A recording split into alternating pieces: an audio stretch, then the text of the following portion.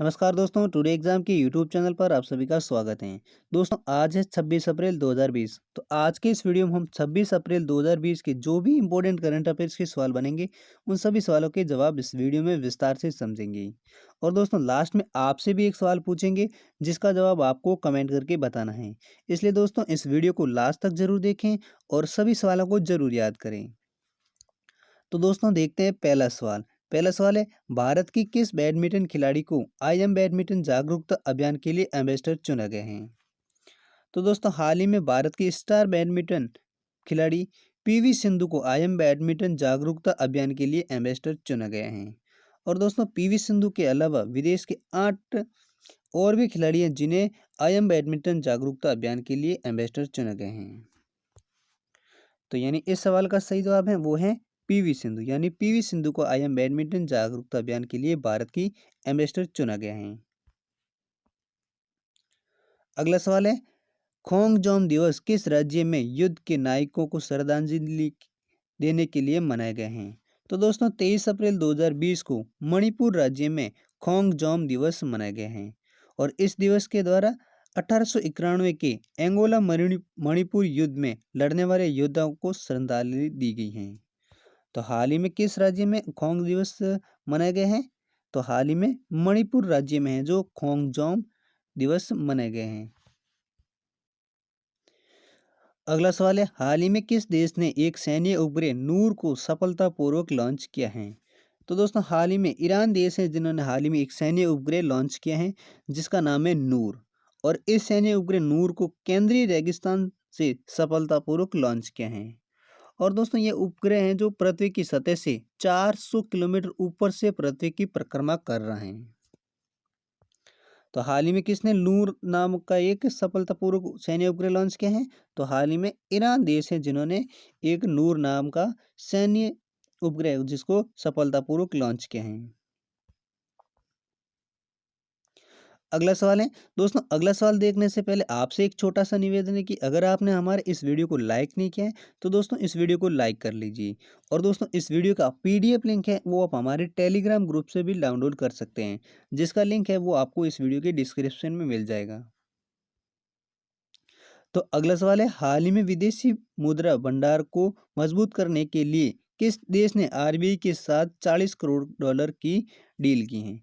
तो दोस्तों हाल ही में श्रीलंका देश है जो अपनी विदेशी मुद्रा भंडार को मजबूत करने के लिए भारतीय रिजर्व बैंक के साथ 40 करोड़ डॉलर की मुद्रा अदला बदली का डील की है। तो हाल ही में किस देश ने की है वो है श्रीलंका देश जिन्होंने अपनी विदेशी मुद्रा भंडार को मजबूत करने के लिए भारतीय रिजर्व बैंक के साथ 40 करोड़ डॉलर की डील की है। अगला सवाल है, सुप्रीम कोर्ट ने किस राज्य के पहले आदेश को रद्द किया है जिसने अनुसूचित क्षेत्रों के स्कूलों में एसटी शिक्षकों को 100% आरक्षण प्रदान किया था।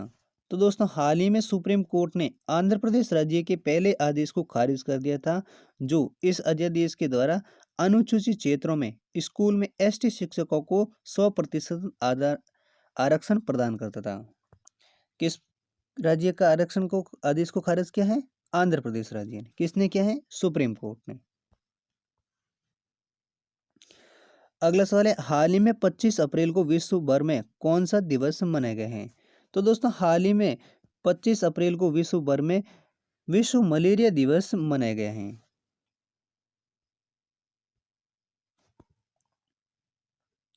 अगला सवाल है, हाल ही में किस कंपनी ने जियो प्लेटफॉर्म की 9.99% हिस्सेदारी खरीदी है। तो दोस्तों हाल ही में लॉकडाउन के बीच भारत के जियो प्लेटफॉर्म्स की फेसबुक ने है जो 9.99% हिस्सेदारी खरीदी है। और दोस्तों इस डील के साथ फेसबुक अब जियो की सबसे बड़ी शेयर होल्डर बन गई हैं।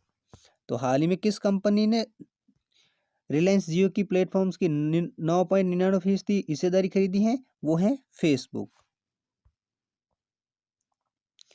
अगला सवाल है, भारतीय मूल के सुदर्शनम बाबू को किस देश के राष्ट्रीय विज्ञान बोर्ड में नियुक्त किया गया है। तो दोस्तों हाल ही में अमेरिका देश में राष्ट्रपति डोनाल्ड ट्रंप ने हाल ही में भारतीय मूल के सुदर्शनम बाबू को राष्ट्रीय विज्ञान बोर्ड में नियुक्त किया है जो 6 साल के लिए नियुक्त किए गए हैं। तो हाल ही में किस देश में किया गया है सुदर्शन बाबू को विज्ञान बोर्ड में नियुक्त? वो है अमेरिका देश में। अगला सवाल है, हाल ही में कोविड-19 से लड़ने वाले स्वास्थ्य पेशेवरों के खिलाफ हिंसा करने वाले व्यक्तियों को दंडित करने के लिए किस अधिनियम को संशोधित करते हुए एक अध्यादेश जारी किया गया है?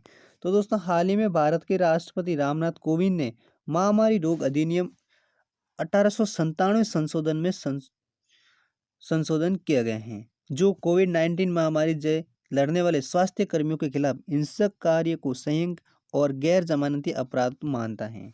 और इस अध्यादेश के द्वारा हिंसात्मक घटनाओं के लिए 3 महीने से लेकर 7 साल तक की कारावास और 50,000 से लेकर 5 लाख रुपए का जुर्माना भी शामिल किया गया है। तो हाल ही में किस में संशोधन किया है महामारी के लिए? तो दोस्तों, हाल ही में महामारी रोग अधिनियम 1897 में संशोधन किया है, जो कोविड-19 से लड़ने वाले के खिलाफ जो हिंसा की जाती है, उनको एक अलग से कानून बनाए गए हैं। अब दोस्तों, लास्ट में एक अभ्यास सवाल, जिसका जवाब आपको कमेंट करके बताना है। हाल ही में पृथ्वी दिवस कब मनाए गए हैं? तो इनमें से कौन सा ऑप्शन सही है, वो आप हमें कमेंट करके जरूर बताइए। और दोस्तों, हम मिलते हैं अगले वीडियो के साथ, तब तक के लिए जय हिंद, वंदे मातरम।